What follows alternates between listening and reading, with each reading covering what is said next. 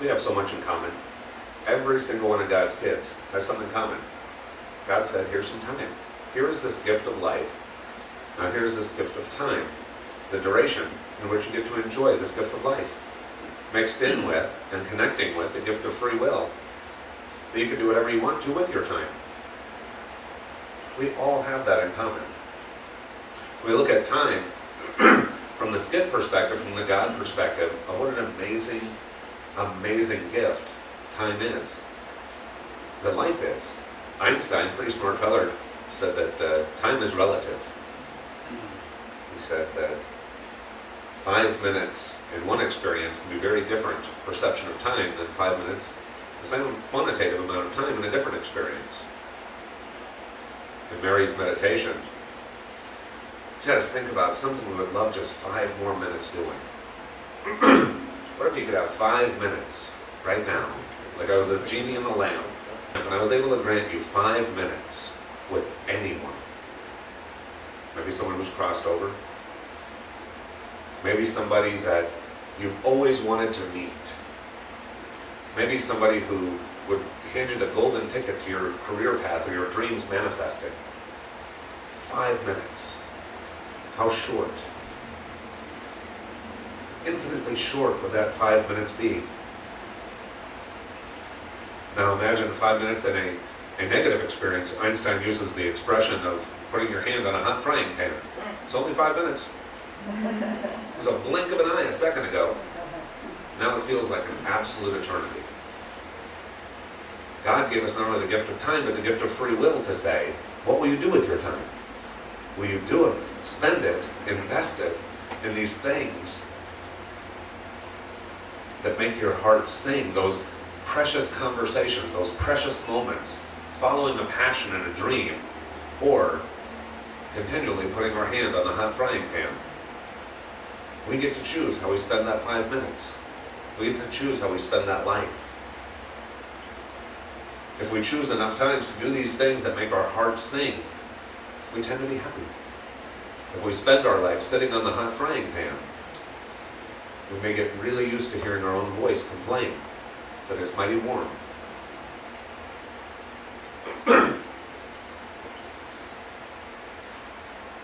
We've had different experiences with time, all of us in this room, with knowing that we had 5 minutes to be all the way across town and there is no way humanly possible we could have made it. And we decided we were going to be on time. And somehow, miraculously, we showed up with a 15-minute drive with 3 traffic lights, and we made it there in 5 minutes. We've had the exact opposite happen also, that we had a complete hour to get somewhere that should have taken 10 minutes, and wound up 20 minutes late. Time is squishy for all of us. Now when we look at time, from one perspective we can see it as a fairly finite space. There's 24 hours in the day, and it's this many minutes, and it's this many seconds, and it's all of this stuff. Be a lot like this glass. And we say, this is the amount of time that I have during the day. This is what I got. This is what I got to work with. This is what we all have to work with. It's just this. And oftentimes in life we can get caught up, completely caught up in the have-to-dos of life. What are some of the things that we have to do? We just have to. Sleep. Okay, what else? Eat. Breathe. Brush your teeth. Shower. Cook. Cut the grass. Clean the house. Go to work. Raise kids. All these things that we have to do, these have-to-dos, oftentimes can take precedence in our mind, and we say, well, I have to do them, so they take precedence. They get in first. So if this was how many hours I have during the day, and this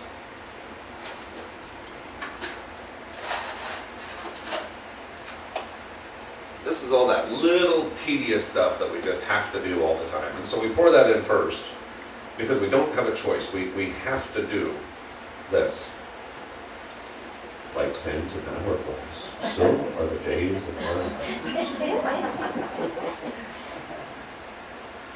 What we find, though, is if we fill our time up first with all these have-to-dos, this big to-do list that we have, which we just had to do, Then we get over to the stuff that maybe we want to do.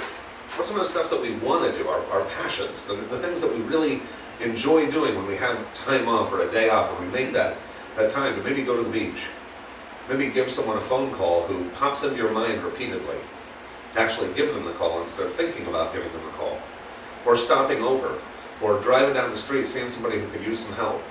And knowing, I really could do it, but gosh, I'm in a hurry. I've got so little time left because I've got this to do and that to do and this to do. That when we try to put these things in,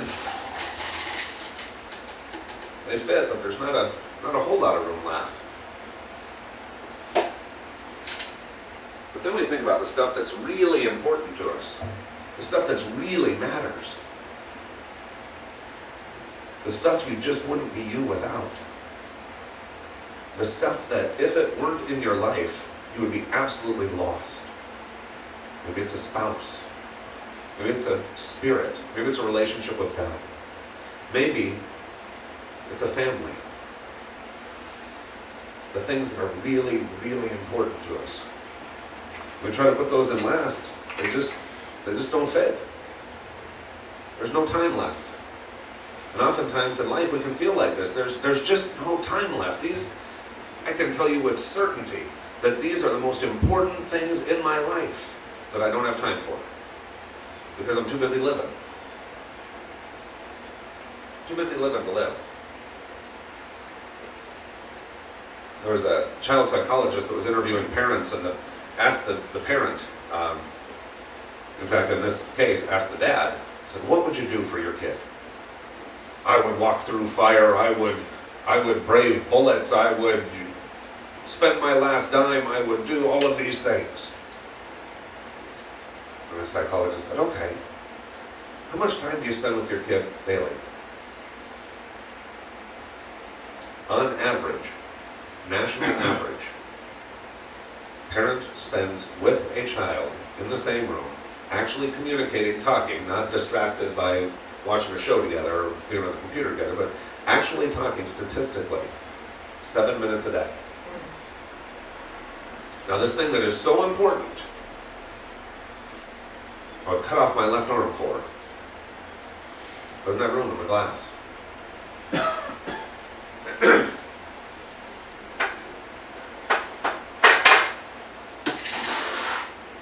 Now, the really interesting thing with life, with time,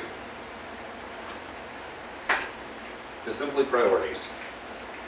If I say, I love God, I love spirituality, I love metaphysics, I love everything that is of that spiritual realm, connecting with other people, connecting with God, improving myself, learning what I can, helping however I can help. And that goes in first. I say, and I love my family, I love my wife, I love my folks, I love my spiritual family, my connections family. I love all of this so much. That goes in next. Then, I look in my life at the things that I want to do. Not that I don't want to do that, but that I want to do so much, it's an absolute priority. But then I say, gosh, I'd really like to have time for a session because somebody called and they could use some help. Oh, I'm getting this guidance from God that maybe I'd like to write a song. Maybe I'd like to write a poem. Maybe I'd like to express myself in some way. Maybe I just want to stop by your house and see how you're doing. Or give you a call because you're on my mind and I'm thinking about you. And I make the time to do that. And I keep making the time to do all these things that are important to me. Say, hey honey, let's go for a walk on the beach. Let's go for a motorcycle ride. Let's go spend some time.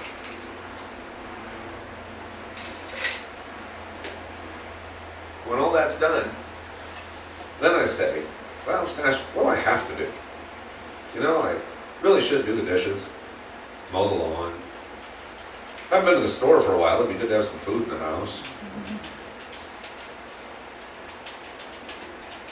All these little have-to-do things. I need to check my email. I need to do all these things. I'm going to start looking around and realizing that there is plenty of time to do my want-to-dos, do my passions. And there's even plenty of room for every have to do in my day. My day is full. My day is complete. Nothing is left out. Because I started with what was most important first. Now, as this is your day, and these 3 little tubs with the 3 different sizes, the big rocks and the little rocks and the sand, are your have to do's, and your can do's, and your want to do's. This gift of life, this gift of time that's absolutely precious from God. When I heard the skit, even though I wrote it, sometimes I feel more like the pen than the author, and as I wrote it, I'm hearing God say, I've given you another year of life. Ooh, what if you didn't? Right? And it made me examine that in a whole different way. Most of the time, we only take the time to do this when somebody crosses. And we don't have that opportunity anymore. We don't have that time anymore. And we just can't get that back. We don't have to learn through tragedy. We can learn through joyous occasion to say, hey, wait, time out. This is the season of giving gifts from a God who's the king of gift given. Gave us lifetime free will, said, you do what you want. You spend your 5 minutes with your hand on a frying pan, or you spend your 5 minutes engaged in a heartfelt conversation or something important to you that you wish would last forever. This may be maximizing that gift to its fullest potential. Feeling it, loving it, absolutely.